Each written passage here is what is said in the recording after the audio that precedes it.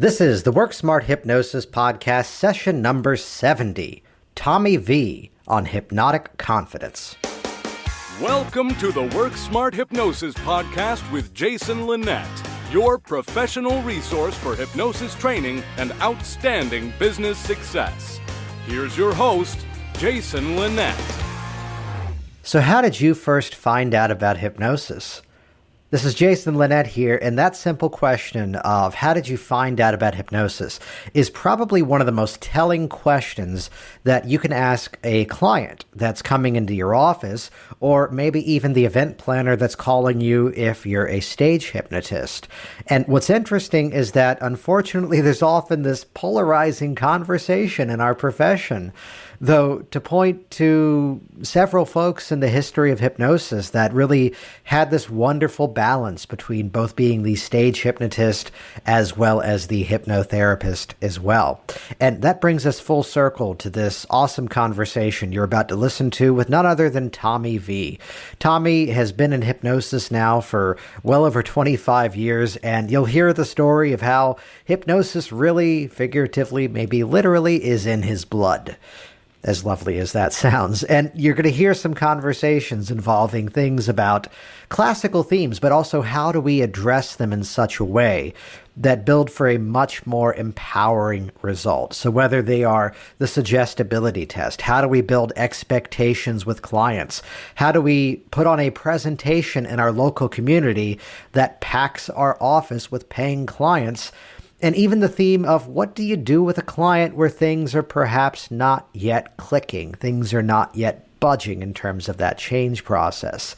Tommy's a worker. He's got some awesome ideas and tips and tricks to share with you here. So let's jump right in. This is session number 70, Tommy V on Hypnotic Confidence. So we kind of bounce around inside of the conversation. So I'm curious, I was glancing on your website and it referenced that your very first show was back in 1991. Yeah, that's about. So the magical question often becomes, in all things personal change, if I knew then what I know now, what would you have done different? Well, let's kick it off right. How did that first show go for you? We're not recording now, correct? Oh, we already are. Oh, we are. Great. Seamless transition. The first show, great. As I remember, it was a college show, and I was behind the curtain, and there was about 500 or 600 freshmen for orientation, and they were chanting my name, Tommy, Tommy, nice. And I was really nervous. I was like, what did I get into? I stood in the center of the curtains, and it opened up, and there they were. And I was nervous, but all of that kind of goes away once the show gets going. Mm-hmm. So it was a little maybe frightening at first, overwhelming. It was a fun time. And did you ask what would I do differently, or? Yeah, well, if you had to go back and give advice to yourself, basically about 25 years ago, what would that be? The biggest thing is I wouldn't have been as nervous because there's no need for that. You know, as long as you're prepared with anything, I guess, in life, you deserve to walk in with confidence, not being nervous. A little nervous is okay.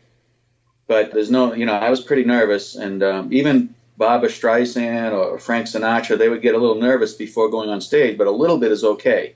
As Orman McGill used to say, as long as the butterflies are flying in formation, it's a good thing. So I guess I wouldn't be as nervous. It's non-productive. It's a waste of energy. And I'd reference that, yes, there might be, I'm sure, some venues that, quote, may be more difficult, may be tougher than others. Yet I can channel back to when I was working in a theater career and having to moderate auditions was one of these just oftentimes exciting, yet often painful experiences because it's that statement that the people in the audience deep down inside really want you to succeed. It is to be on the other end of that table in an audition process. It's painful to see someone up there just flailing, failing, bombing at it. So to be there in that experience where they're not only chanting your name and they're so expectant of what's about to happen, to really embrace that, I love that as a mindset. You're right. And it's interesting. We teach that to students who are learning stage hypnosis about having that mindset that the audience wants you to do good. So some entertainers, they think backstage, oh my God, someone wants to see me fail or whatever. That's totally untrue. They want the audience, especially if they paid, they want you to be successful. They came to see a great show. They came to have a good time. Yes. So, Yeah. So if you develop that mindset that, hey, we're going to have a good time, the audience wants to see me, I think you become a better performer. Which this even translates over to the hypnotherapist as well, because there's, I mean, in my honest opinion, way too much conversation at any convention, at any class about the resistant client, the client who was not willing to participate. And I think these are unfortunately more often created than they're found. That it's the result of a lack of rapport. It's the result of a lack of explanation of the process, or really, to use the word you just shared, that of the mindset going into it, that this person's going to show me everything I need to see. They're going to guide me to where I need to take them. And together we're going to have a great time. I guess that's perhaps called expectation. Hey, that'll work out for us. That'll work out.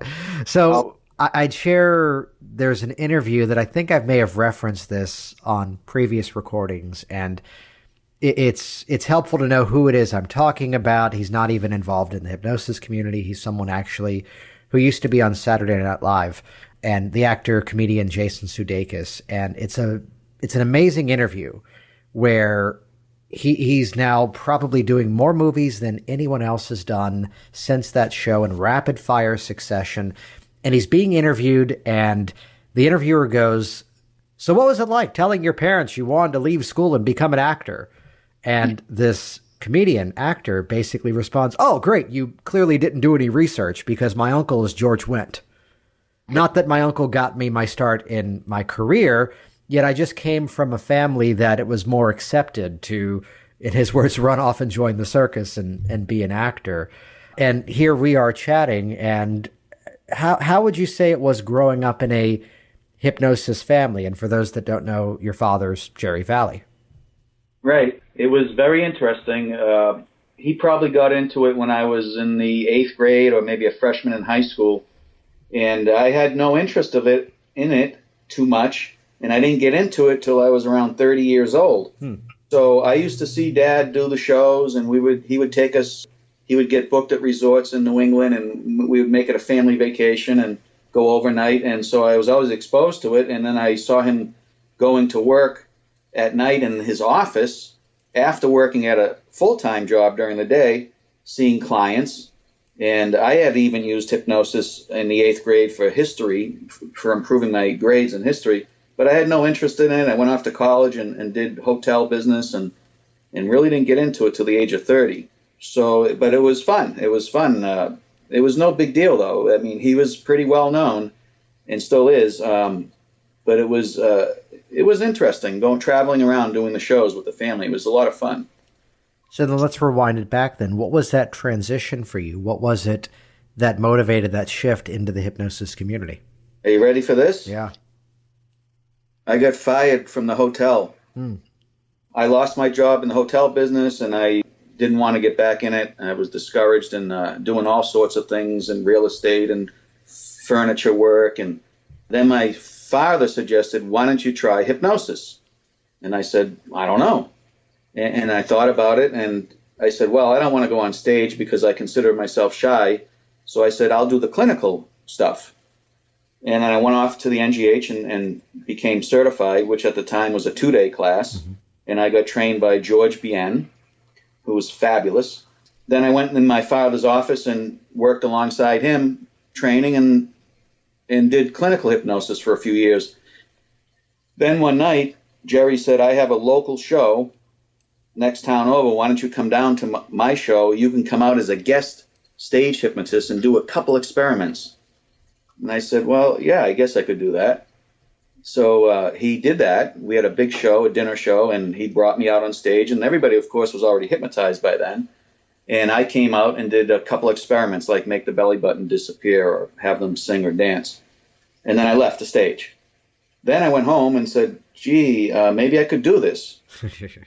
It was pretty easy. So I made up a 1-page flyer that had my photo and a paragraph. I'm doing all sorts of shows. And at the bottom were these words: universities, television, radio, supper clubs, corporate, fairs, and so on. And I hadn't done any of those yet. And it didn't say that I did, but it implied that. So, I started mailing out the flyers, and that was 25 years ago almost. So now I am both. I do clinical hypnosis and comedy stage hypnosis, and it's a great combo. How do you draw that line, if at all? Because I know that there's some stage hypnotists that would even go so far as to hide their hypnotherapy career. There's some that are even the hypnotherapist and using all these words interchangeably, whether it's consulting hypnotist, hypnotherapist, you get the idea. Do you draw a line between the two in terms of how you structure your thinking around it? Yeah, well, there are some hypnotherapists that think that stage hypnosis hurts the hypnotherapy business. And it does if they're bad shows, perhaps, or people get embarrassed or hurt on stage. But I think just the opposite, and I think it helps my business. I've gotten many, many, many clients in my hypnosis office from my shows, especially if they're local. If they're near your office, then they can come to your office. If I'm out of town, thousands of miles away, obviously they won't come to me, but I will promote the local hypnotist wherever I am. So I think it's a good thing when it's powerful when somebody comes to your office to lose weight or stop smoking or whatever, and they say, I saw your show the other night. That was pretty powerful. They already have the right mindset. So it's a good thing. It works well for me, and it's not a problem doing both. So how do you respond to that person who perhaps feels that the stage hypnosis may be giving it a bad name, even if it is a quality show where no one's being embarrassed, no one's being put in uncomfortable situations? Well, everybody's entitled to their opinion, but I disagree with that. If it's a ethical show, there could be somebody in the audience that says, wow, that hypnotist made that person forget their last name, and they looked at their license and they couldn't say it. Maybe they could help me stop smoking. What's wrong with that? So that I say to them, an ethical show actually helps you out, sir or ma'am. And even if you don't want to do shows yourself, every clinical hypnotist might want to think about stage hypnosis training, because there are techniques you can use in your office, and it builds your confidence, and you can do local demonstrations and so on to get clients. So I think they might want to reconsider if they think it's hurting the business. An ethical show doesn't hurt the business. Yeah, there's actually, going back to a previous session that I actually did with Scott Sandlin, and it's either number 35 or number 37 in this series, where we were chatting and it came onto the theme about just the concept of showmanship, and not necessarily just the showmanship inside of a stage hypnosis presentation. Yet there we are one-to-one with a client, and there's this air of showmanship, whether it's navigating through that classical intake interview, delivering our pre-talk, and setting the expectation for the process, that there's something to be said about. I feel there's even more of showmanship nowadays in my sessions than there even is in the stage shows that I still do. It's true. I mean, a lot of clients are coming in expecting something amazing to happen. Many of them are. And I always believe, and Jerry, my dad, believes that, one of the most important things with helping your client to be successful is to impress them. And when they come in the office, and if you impress them with something, or you, or what you say, or what you do, that's good. If they're in a little bit of awe of you, that's good. If they saw you on stage and you did this magical thing up there, which really isn't magical, but to them it is, and they walk in your office, they believe you have this ability to help them change quickly. So let's get specific on that. How do you go about doing that inside of a one-to-one session? Well, I have some tips and tricks to impress your people. First of all, make them feel welcome during the interview, get a little bit of rapport going. How many kids do you have, and so on. Mm-hmm. We do what we call the hand circle experiment, which is a visual thing. That impresses almost everybody. On the back of our business cards, we have that sentence with the OFs, the OFs. Oh, yeah. And I've been using that for over 20 years now, and it blows people's minds. So these little things impress people.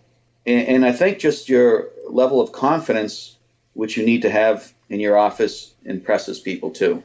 That's what I have to offer. Yeah. So then let's bring it over to the stage program. How do you do it there? Well, when you walk out on stage, you need to be confident also. very confident. And I do the hand circle experiment on stage. Yeah. I do just to reference, that's the whole look at the circle, look at my face, stick it on your chin. Right. Yeah. Circle on your chin, you have it on your cheek. And that's a visual thing, which is stronger. And 98% of the people will put it on their cheek, and you say, no, your chin is down here. Ha, ha, ha. And it works it's very simple. It's like Simon says, but it's a visual suggestion that works. And on stage, I love doing the hand clasp experiment. Yes. Or hand lock experiment. It is extremely impressive in an audience. The larger the audience, the more impressive it is. When you have people standing up in a 250-person audience and 20, 30, 40 people, their hands are locked and they stand up. That's pretty amazing. It blows my mind. However, I never do that clinically in the office one-on-one, that experiment. Why not? Well, because I do other experiments and I do testing, of course, but this is an experiment that they either pass or fail. Right, yeah, that's a good point. If the client does not lock their hands, they may and probably will feel that, geez, I don't think I can be hypnotized. Mm-hmm. Falling back test, the arms rising and falling, they don't know what the results are. That's why I don't do it. Yeah. I'd share a thought on that, which is that as I do, what we're referring to basically are in the category of suggestibility tests, and whether it's in the office or more specifically in a stage environment, there's this moment maybe 5-6 years ago that my sequence used to be with a group of people. I would do the light and heavy arms. I would do the circle test, as we've been referring, and then the classic finger magnets. And for whatever reason, one day it was more in the moment. I was less on my pattern and leaning on what felt normal, and just realized that by accident, I was doing the finger magnets first. Okay. And then I was doing the circle test after that. And to rewind the story back to give it the right context, whenever I would do that light and heavy arms, I would be all inside of my own head, critiquing, judging, getting angry at the audience, because there I was telling them to hold their arms out, one hand up, one hand down, close your eyes, and become aware of the sound of my voice, and go through all the patter of this hand's getting heavier, it's holding books, this hand's got balloons, it's getting lighter. And I would maybe get compliance, let's say at best, like 40, 50% of the crowd. Yeah. And because I was asking them to do something where they were closing their eyes. So here's this show that I did that it's this big insurance event out in Roanoke, Virginia. There's 500-600 people out in the crowd, and I'm in the moment. It's a great event, and I do the finger magnets first. I do the circle test second, and then realizing, oh, wait, I'm about to call for volunteers, but I still want to do that light and heavy arm thing. And going for it at that moment, and the story goes, you kind of had to call in the janitor to pick up my jaw from the floor, because looking out in the crowd, suddenly I had full audience compliance. Wow. I had everybody, eyes closed, one hand up, one hand down. Did they all have the same result? Of course not, and we reframe whatever their result is. Yet more specifically, that compliance step. And to unpack that, it was this moment of, well, we can talk about compounding levels of suggestibility in hypnosis, yet there's something to be said about just compounding compliance steps as well.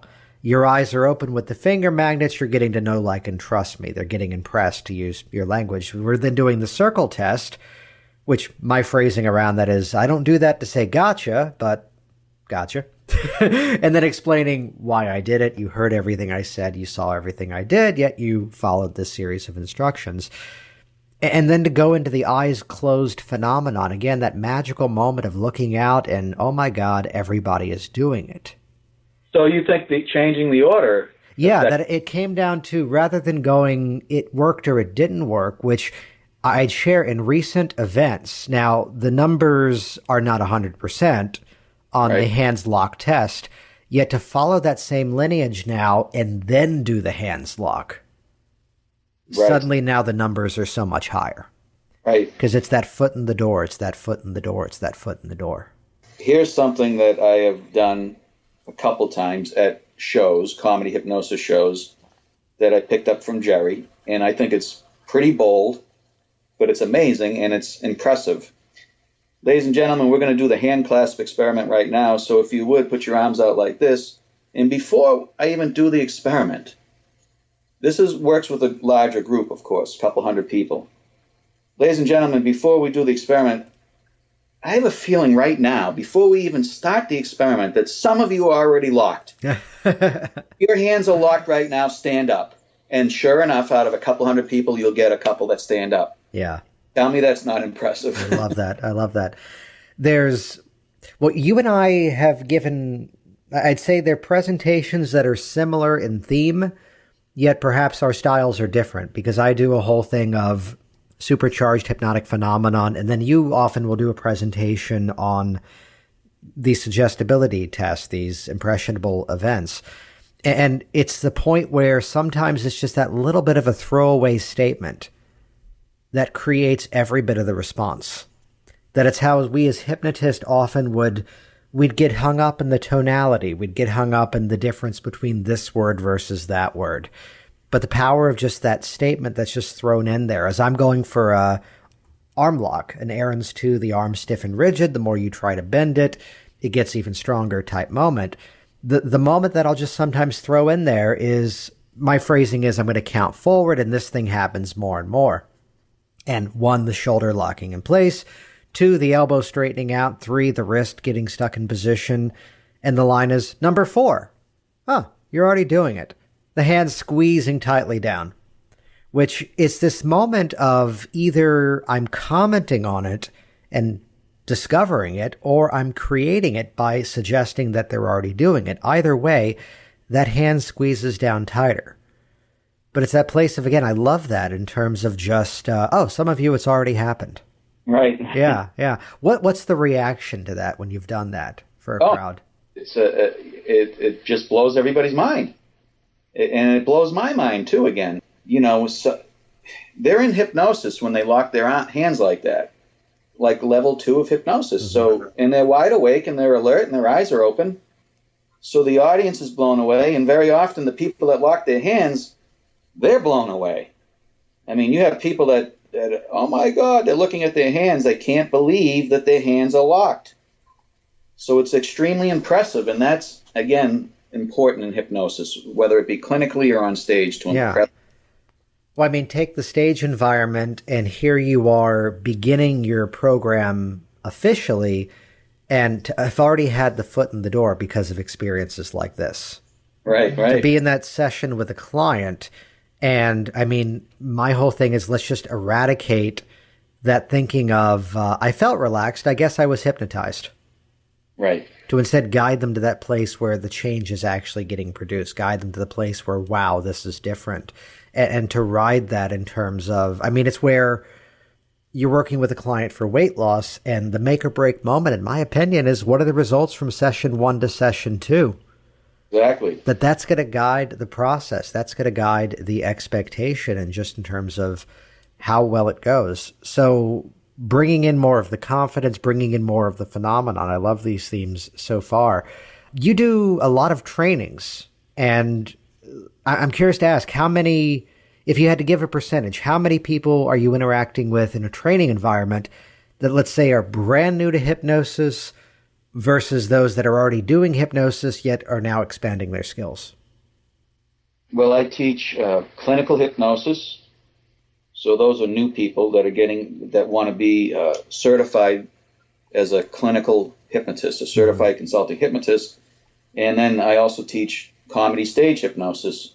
And again, those are all types of people. They could be somebody who has zero experience in hypnosis, somebody who's only a clinical hypnotist. We've had doctors, we've had brain surgeons, we've had priests take our training, all sorts of walks of life. So some are into hypnosis and some have never been into it. Yeah. If you had to split it up, how would you say it is? Oh, out of all the students we've had, I'd say most people are new to hypnosis. Yeah. Got it. So then from that perspective, I mean, to kind of look at it from both the new student coming in as well as the already seasoned professional expanding their skills, we did this earlier in terms of your arc, your experience, but what would you say is perhaps, let's say, the biggest need in our hypnosis profession today? The biggest need. Can you rephrase that maybe? It's extremely general on purpose. The biggest need of what? Someone learning hypnosis? Someone learning the profession itself, the state of our training, the state of how we are. Take it wherever you want. Well, again, there's clinical and there's stage hypnosis. Get some sort of training is the biggest need. I mean, there are people out there that just read a book and they start practicing. You know, take lots of training, and I still take training. Mm-hmm. I think it's a lifelong thing. You never know too much. And you know, I'm a comedy stage hypnotist. Been doing that for 25 years. I love going to see other comedy stage hypnotists. Even today, if I'm not working and if I'm in a town where there's another show and I'll go see the show in support of that person, and also to see what's going on out there and to learn. As far as clinical hypnotists, go get some training, talk it up, be ethical, be honest, don't promise the moon to people. and I say that to clients when they call up for clinical hypnosis over the phone. I'll tell them, I say, listen, if you want to come into my office and you want me to wave the magic wand and poof, wow, I'm a non-smoker. Wow, I lost 30 pounds. I don't bite my nails anymore. Poof. If you want me to wave the magic wand, I'd probably say, come back when you're ready or save your money. If you want to come in and say, I really want to stop smoking and I'm looking for some help, then I can help you. So no magic wand. Yeah. No. And people ask, will it work for me? Will it work? Is it guaranteed? Well, no, it's not guaranteed. And even your doctor doesn't guarantee that you're going to be successful when he gives you the medicine. They don't know whether you're going to take it or not, or whether it's going to work for you. We guarantee that we'll give you all of our support and everything we know to help you. And it works if you want it to work, sir or ma'am. That's the deal. It works if you want it to work. So let's get specific on that, because I think this is a category that maybe the intro training doesn't necessarily get into as much as it could, or I would even go should. But how do you handle that moment where, from your perspective, everything is going the way that it should, yet the change is not budging? You mean I have a client that's not successful? Yeah. I never have those. How do you define that? I'm just clinic. If you hear somebody say that they're 100%, I would run the other way. No, I'll leave out who it is, but he's a business trainer. He's not a hypnotist. And the line was, he was selling an investment program, and you heard the moment of a lack of ethics where the line was, virtually every client I work with makes their money back and much more. Oh my God. But then again, the word virtually. So right. I've heard some hypnotists say, virtually everybody I work with stopped smoking. It's like, well, virtually. If I have a client that comes back and they're still smoking, they haven't lost any weight, they haven't changed, first of all, it's a little discouraging sometimes when you do everything you can to help a client and for some reason it's not working. And that's what they say when they come back. They go, it's not working. What do you mean the hypnosis? So I feel a little bad for them, but you have to stay positive and you do it again and try to find out what's going on. But are you doing? Did you listen to the recording I gave you? How do you feel? Why do you want to make this change? It's just I'd rather be on stage all day. Yeah. Now I'd share there's a similar thought where the metaphor would be the client is still the one always driving the car. Exactly. And we're the GPS helping them to get there. So there's an unfortunate side effect of the statement I'm about to make, which is that becomes a place where I'm going to do everything I can to bring the client into the process even more. That place of, here's an extra recording, here's an extra technique to make use of, which the unfortunate thing is now there's a hinge to hang it off of if there's no movement at that point. Well, I taught you these things and you still didn't do them. And I'm not looking for that gotcha moment. Yet I'd share the side effect of even that, though, is should that now rarely be the concern? Because usually, okay, here's an action step. What's something that I love the question of, let's do this right. Okay, right now it's Friday and it's a little around noon. And we've got our next appointment scheduled next week, noon as well, also Friday. And I'll simply ask the question, what's the feedback you want to come in here telling me the next time you're here? What are those things you want to have happened?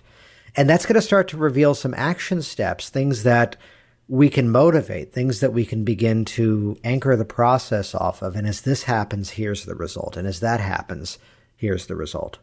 It's great. Ask the client, what do you want to do between now and next week? And it also goes back to the initial interview. Why do you want to stop smoking? Mm-hmm. Why do you want to lose weight? How would your life be different if you made this change? And you got to nail that down. So if they're not changing, there might be something else going on, but you keep going. Maybe they'll change on the second session. Beautiful, beautiful. So you've got some cool opportunities coming up and some ways that people can interact with you. You've got, and I love the pitch of what's the name? It's the Ultimate Stage Hypnosis Seminar. That's been in production for probably 15 years now. That's our stage training with Jerry Valley, myself, Michael DeShalit. That is coming up in a couple of weeks, right before the NGH convention. It's pre-convention, includes the whole convention, the fee for that. Nice. And I'm doing some other 1 and 2 hour sessions at the convention also. And so for the hypnotherapist looking to expand their skills, not just with perhaps, yes, there's the option of offering stage hypnosis, but then also, I mean, in terms of all the business stuff that I do, whether it's consulting or my training stuff, it's how my whole thing is about getting out into your community and being seen and giving those live talks, and the skills, the confidence of being the stage hypnotist is directly, I feel, the best training for really people to get out there and talk about what they do and not just tell, but also show in that experience. Awesome. I always preach, get out and do lecture demos to gain clients. It's a very inexpensive way to do it. Cost your time and maybe a few business cards. And I did that this January to May. I went on a Rotary tour. Nice. Rotary clubs. And they love speakers. You don't get paid for it. You get a free lunch or breakfast. Maybe you get a pen. And I'm looking at 3 of those pens right now in the little Jefferson cup if they do those in your area. And you pick up a couple clients, Yeah. And it gets your name out there, and you get your card in their hands. No, I mean, as much as we can get really, really savvy, and, I do some workshops on Facebook marketing, and the pitch is often, if you want to sell a product to people in Phoenix, Arizona who like peanut butter and jelly sandwich, you can position yourself in front of those people on Facebook in a matter of 10 minutes. Yet, all of these things that we would do sitting at home and typing things into our computer, using all the new gadgets, nothing beats getting out there and being seen, giving people the actual experience.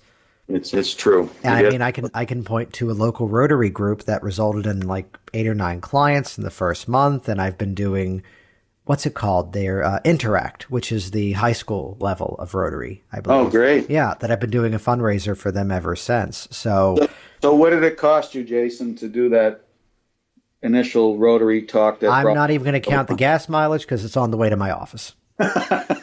It's great. I live around Burke, Virginia. I live in Burke, Virginia. The meeting was in Springfield. My office is in Alexandria. It's all the same road. And what's great is to be there in front of these groups and go, as they're raving, 2 questions are the follow-up. Option number 1, hey, I also do a presentation on improving public speaking for business professionals. When would you like to host that? Right. And you're back in front of them again, followed by, hey, what other groups do you know would be interested in these presentations?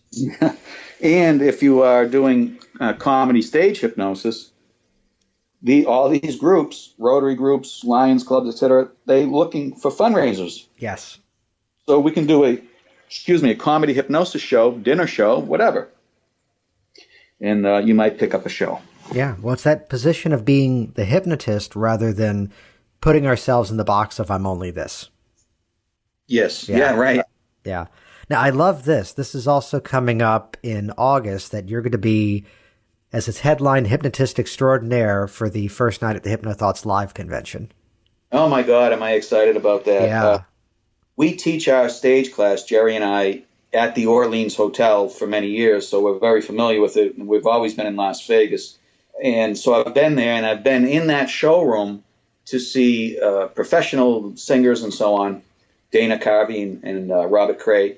But now I'm going to be on stage and doing my show Friday night And there are probably 5 acts that will precede my show, jugglers and magicians and so on. And so I'm very excited about it. It's going to be off the hook.